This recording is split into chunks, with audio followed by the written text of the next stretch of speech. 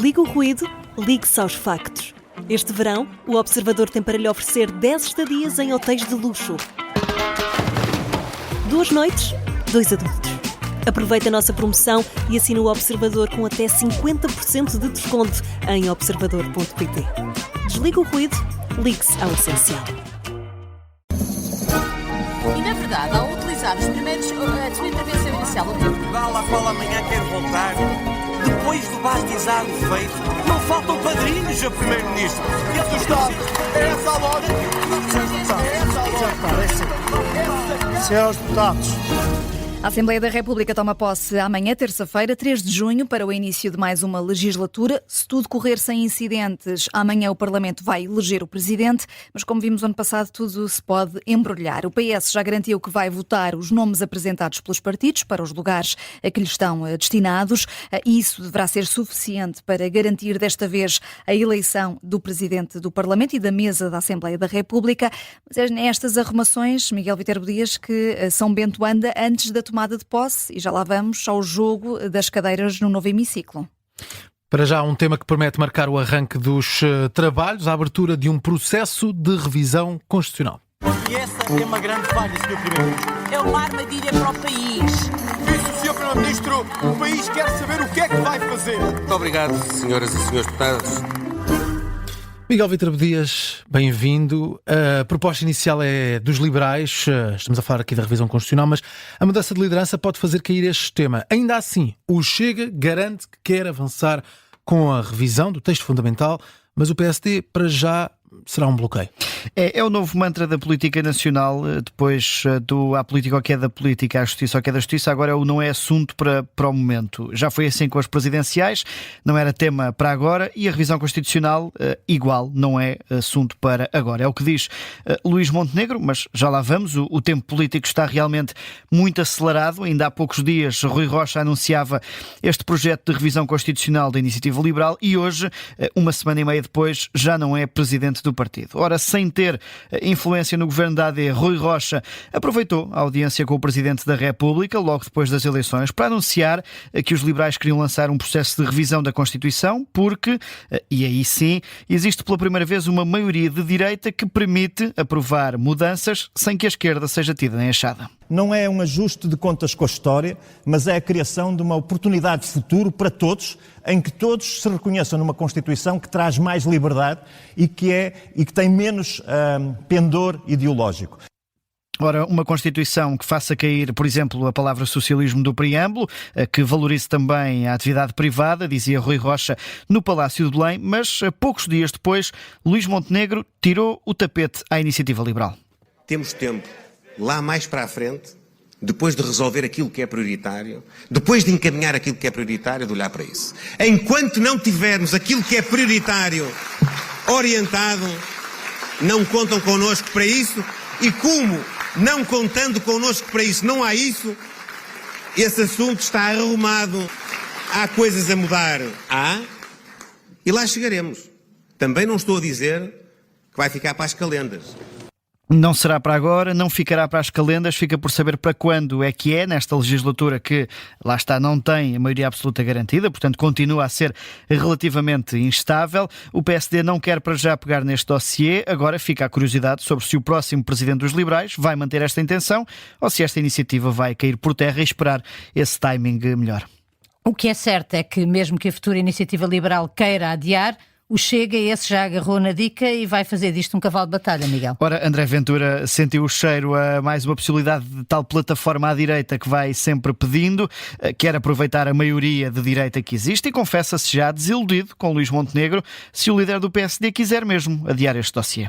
A alteração de penas no combate ao crime, a despolitização dos cargos da administração pública, a garantia de que a Constituição é neutral do ponto de vista ideológico, que não caminhamos para o socialismo nem para mais lado nenhum, a diminuição dos deputados. Ouvir o Primeiro-Ministro dizer que afinal já não vai por aí e que ficamos com isto para outro momento, honestamente, francamente, dá-me a ideia de um homem amarrado, de um homem e de um partido, amarrado aos interesses habituais da nossa República, sequestrado pelos interesses dominantes e com medo de fazer reformas. Aqui André Ventura já dar as dicas a Luís Montenegro, quer um primeiro-ministro e um PSD reformista até na Constituição. O presidente do Chega tem, claro, propostas já pensadas, a redução do número de deputados, a prisão perpétua e, claro, o fim da palavra socialismo no preâmbulo da Constituição. O que é certo é que sem a Iniciativa Liberal e especialmente sem o PS não há os tais 2/3 necessários para aprovar mudanças à Constituição. Mas à margem das intenções à direita, o PS, mesmo podendo ser dispensável, quer ter uma palavra a dizer com José Luís Carneiro, o mais que provável secretário-geral, a impor condições para se dedicar a uma revisão constitucional. O PS, mesmo sendo dispensável, puxa dos galões históricos do partido fundador da democracia, diz que não faltará a chamada se o processo for mesmo aberto, mas José Luís Carneiro diz que para entrar neste jogo da revisão constitucional quer que o PSD assuma que o parceiro preferencial vai ser o Partido Socialista. E uma das condições é que o governo da AD estabeleça como seu parceiro de diálogo, nomeadamente nas questões de regime, o Partido Socialista. É impensável que se utilizem vias que possam colocar em causa este compromisso histórico que tem mais de 50 anos e que foi fundador das nossas liberdades, direitos e garantias fundamentais. Voltamos também à expressão dos acordos de regime, aqui com José Luís Carneiro, em declarações aos jornalistas sobre esta possibilidade de ser aberto o processo. O que é certo é que o PS pode ficar arredado das contas, embora tenham surgido até teses mais rebuscadas. Aqui José Luís Carneiro faz um apelo político a Luís Montenegro. O LIVRE, por exemplo, para o Rui Tavares, já sugeriu que o PSD se comprometesse a aprovar mudanças à Constituição com um mínimo de 3/4 do hemiciclo, isto, claro, para obrigar a incluir o PS nas contas. É um processo que poderá ser reaberto já no arranque desta legislatura, que toma posse amanhã. E agora vamos precisamente à agenda deste arranque do Parlamento. Dia de tomada de posse esta terça-feira. Amanhã, Miguel, como é que vai ser a agenda? Isto é um bocadinho ingrato porque os detalhes estão a ser fechados a esta hora na conferência de líderes que para já ainda vai decorrendo e por isso não há ainda... Ou seja, aquilo que eu disser agora pode falhar ainda ligeiramente amanhã, mas também não será por muito. Portanto, não deixem... Aliás, e podem sempre ouvir a Rádio Observador desde as 7 da manhã, que estará na Assembleia da República.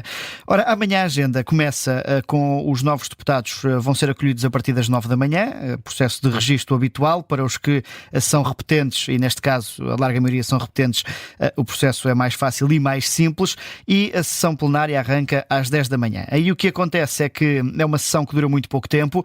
Habitualmente a condução dos trabalhos é feita pelo deputado mais experiente. Lembramos-nos que há um ano foi António Filipe, que até acabou por dormir uma noite enquanto presidente interino do Parlamento. Desta vez Aguiar Branco, o atual presidente, foi reeleito e, portanto, poderá ser ele a conduzir os trabalhos enquanto não há uma nova eleição para presidente da Assembleia da República. Aí a sessão dura cerca de 10, 15 minutos, às 10 da manhã, é interrompida para a verificação dos poderes dos deputados eleitos. Portanto, verificar os deputados que foram efetivamente eleitos, aqueles que serão desde já substituídos. Por exemplo, Fernando Araújo, cabeça de lista do PS pelo Porto, já disse que não assumirá o mandato de deputado. Também muitos cabeças de lista do PSD que são ministros não vão poder desempenhar esse mandato de deputado porque estão ainda a desempenhar o papel de ministros e serão imediatamente substituídos. É toda essa verificação que é feita ao final da manhã e início da tarde, e às 3 começa a segunda parte desta primeira sessão plenária. E é aí que acontece a eleição do Presidente da Assembleia da República, ao estilo do conclave que assistimos há poucas semanas para uma outra eleição. Cada deputado se levanta e vai depositar o voto em urna no centro do hemiciclo e, ao que tudo indica, também amanhã será eleita a restante mesa do Parlamento, portanto os vice-presidentes e secretários. Por norma separa-se essas duas eleições, ou às vezes separa-se essas duas eleições. Amanhã, à partida, irão fazer-se desde já as duas, sobretudo porque parece existir um consenso mais alargado para a eleição do Presidente da Assembleia da República. A Aguiar Branco desta vez parece ter a vida mais facilitada. Aliás, André Ventura disse há pouquíssimos minutos que não vai propor nenhum nome para Presidente do Parlamento, que não vai exigir nenhuma presidência rotativa, portanto o processo parece estar mais facilitado, isto depois do PS ter dito já também que ia viabilizar os nomes propostos pelos partidos. Portanto, a eleição do Presidente deve estar a ser conhecida por volta das 5 da tarde de terça-feira, de amanhã, e a partir daí Aguiar Branco fará novamente um pequeno discurso de tomada de posse, estando os órgãos da Assembleia da República definitivamente instalados. Também, e porque esta legislatura começa numa fase já muito próxima do verão, vai ser aprovada uma extensão dos trabalhos até ao final de julho, para que se instalem as comissões parlamentares e que decorra também, pelo menos, um debate quinzenal antes da pausa para o verão. Mas, portanto, amanhã será um dia animado, agitado, ainda assim, se tudo correr bem, se todos estiverem do lado de quem está por lá todo dia, tudo ficará resolvido à primeira, ao contrário do ano passado. É para variar um bocadinho. Uma espécie de regresso às aulas. Da estabilidade política. Mas é no Parlamento amanhã e há essa emissão especial na Rádio Observador logo a partir das 7. O Parlamento retoma os trabalhos amanhã.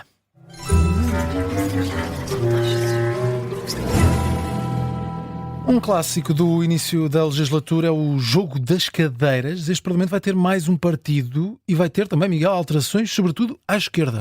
O Bloco de Esquerda, pela primeira vez desde que entrou no Parlamento, em 1999, não terá um grupo parlamentar. Perde, por isso, a cadeira que tinha na fila da frente.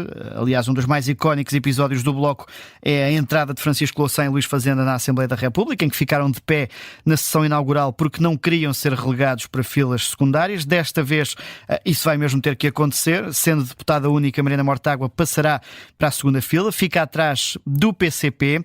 Ao lado dos comunistas estará a bancada do LIVRE e logo depois do Partido Socialista, sendo que aqui o hemiciclo é obrigado a rodar todo à esquerda, porque no extremo mais à direita o número de cadeiras para o Chega vai aumentar. Isto leva a que o corredor central do hemiciclo, que separa a esquerda da direita, deixe de ter esse peso simbólico, porque o PSD passará a ocupar, digamos assim, em sentido figurado, todo o centrão do hemiciclo. Passará a estar à direita e à esquerda dessa zona central do hemiciclo. Vai galgar para o centro-esquerda, ocupando toda essa zona, e é uma das consequências mais práticas também do aumento de deputados do Chega.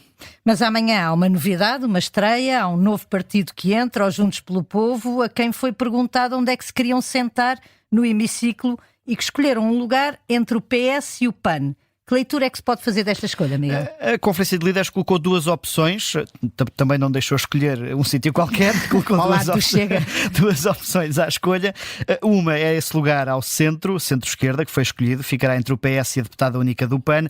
A outra opção era ao pé da Iniciativa Liberal, isto porque a família política europeia dos Juntos pelo Povo, do JPP, é liberal, é uma coligação com o ALDE, o Partido Liberal, que é, aliás, a família política da IEL em Portugal. A escolha acabou ainda assim por recair no centro-esquerda, é aliás também o lugar que ocupam no Parlamento Regional da Madeira, esse Parlamento Regional que é um bocadinho mais sui generis, porque o partido mais à esquerda é o Partido Socialista, mas nesta dança das cadeiras, para além do sítio do plenário, que é simbólico e com leitura política, recordamos aliás que a Iniciativa Liberal há 3 anos quis mudar para o centro, entre PS e PSD, todos acabaram por recusar isso e ficaram onde ainda estão hoje, entre o CDS e o PSD, mas há também, para além das cadeiras, outro braço de ferro que costuma existir no início de cada legislatura, que é a presença na fila da frente. Por norma, a fila da frente deve refletir a correlação de forças, portanto, os lugares são apurados quase com base no método de Hont. O ano passado, os serviços do Parlamento resolveram o assunto, houve aqui uma divergência com o PCP e os restantes partidos. Os serviços resolveram o assunto retirando uma cadeira da fila da frente. Este ano, o braço de ferro que pode acontecer é entre PS e Chega. Os dois partidos têm 5 cadeiras à frente, mas é possível que o Chega reclame mais uma, apenas para, de forma simbólica, vincar o lugar da oposição, mas também, pelas últimas informações que iam constando da Conferência de Líderes, à partida, são mesmo 5 lugares para cada partido. Mas isto, lá está, são detalhes que vão sendo fechados, que são muito do simbólico. Alguns permitem uma leitura política, outros assim nem tanto. Outra organização que costuma causar alguns traumas, porque reflete também muito daquilo que são os resultados políticos, sobretudo para os partidos que são perdedores normalmente nas eleições, é a distribuição de espaços no piso nobre do Parlamento. Também aqui o Bloco de Esquerda perdendo o grupo parlamentar, vai perder o gabinete que tinha no primeiro piso, no piso nobre. O Bloco tem andado de mudanças de ano para ano. O ano passado perdeu a sala que ocupava ao lado do grupo parlamentar do Chega. Foi ocupada essa sala pela Iniciativa Liberal. Na legislatura anterior, o Bloco passou para uma zona com gabinetes para o PCP e o LIVRE. Este ano deverá perder também esse espaço, deixa o piso nobre, passará para um piso intermédio, onde está o gabinete do PAN, e se vai juntar o JPP. Também a Iniciativa Liberal corre riscos, ao que adianta o Jornal Público. O Chega Chega quer alargar a área de influência no país principal, está a pescar o olho à Sala Lisboa, que pertence aos liberais. É uma das salas mais icónicas do Parlamento, embora o Chega tenha já conquistado outra, a Sala Acácio-Lino, que pertenceu ao CDS durante vários anos. Também é recente, ou está fresca na memória, aquele momento da retirada da placa dos centristas, que o ano passado voltaram ao piso nobre por terem recuperado o grupo parlamentar. São arrumações que se têm feito agora de ano para ano, quase, mas que revelam também essas novas correlações de forças na Assembleia da República. Passos perdidos, sempre com o Miguel Viterbo Dias, para ouvir todas as segundas-feiras na Rádio Observador, e amanhã estaremos em peso, Rádio Observador na Assembleia da República, todo o dia, das 7 da manhã às 8 da noite, em emissão especial, precisamente para assinalar o arranque desta nova legislatura na Casa da Democracia. E, na verdade, ao utilizar os primeiros, a sua intervenção inicial, o tempo Vale a qual amanhã quer voltar. Depois do batizado feito, não faltam padrinhos a primeiro-ministro. E a Estado, é essa a lógica. Senhores deputados,